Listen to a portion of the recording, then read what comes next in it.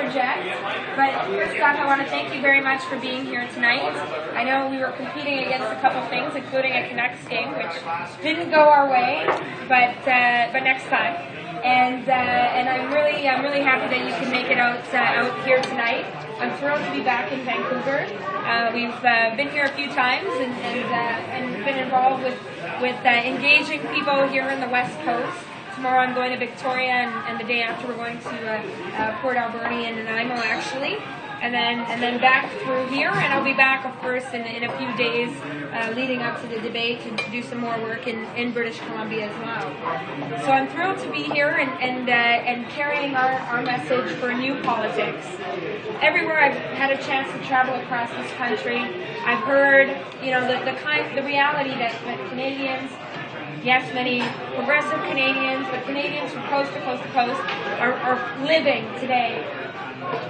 And there's an increased interest, but perhaps also support for this message that we do need a new approach to politics. And perhaps nowhere is that clearer than the kinds of politics, nowhere is that need clearer, I should say, because of the current politics we're seeing today, the old politics of Stephen Harper. Somebody who just a couple short weeks ago decided to, profess his vision for the kind of Canada he wants overseas in Switzerland, amongst the world's elite, where he talked about shifting something as fundamental as our pension system, our social programs, and shifting the kind of Canada that you and we have worked so hard to build. And I believe that a key part of the new politics is tackling the growing inequality we're seeing in our country. The growing inequality that we're seeing in the sense of the affordability gap that many people are facing in cities like Vancouver and cities across the country, where, and I've heard this from people of all generations, but including from my generation, young people who are working hard to get ahead, access an education, try and start putting things together, that are increasingly unable to make the kinds of choices that even their parents' generation were able to make. But the kind of inequality that we're seeing in terms of the discrimination that continues in our society, the kind of inequality we're seeing emerge as a result of the loss of control we have over our own economy. I would say that looking ahead, the challenges we face in terms of the economy, in terms of the environment, in terms of ensuring that our programs, whether it's healthcare, whether it's our pension system, whether it's our education system, is one where we're working to improve rather than to take away, is a key part of our campaign. But it's not just about the ideas, it's about the work we do on the ground. And I believe that in order for us to truly bring forward this new approach to politics, we do need a new Democrat Party, an NDP government in Ottawa in 2015. But to do that road to building government needs to come through this part of the country. And in May 2nd, we saw tremendous gain here on the West Coast. A number of new Democrats were elected here in Vancouver and on the island as well. But as we move further east, maybe we can say, and further north, we can't say the same thing. And in fact, here in Western Canada, and until you reach Ontario, we have the largest number of Conservative seats in the country. And that's not just, a way of describing politics. It's the kind of politics that people in our country are facing.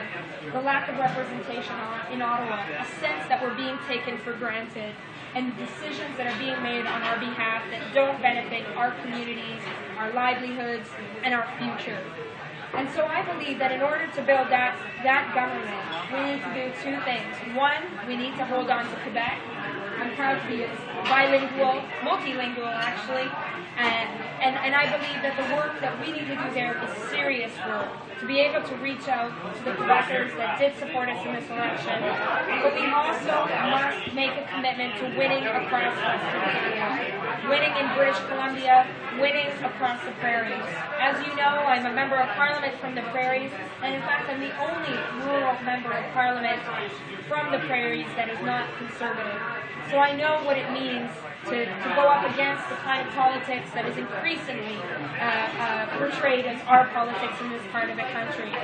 And I believe that Canadians in our part of the country and increasingly across Canada are more and more interested in having politics and having ideas that represent our values, that represent a brighter future going forward.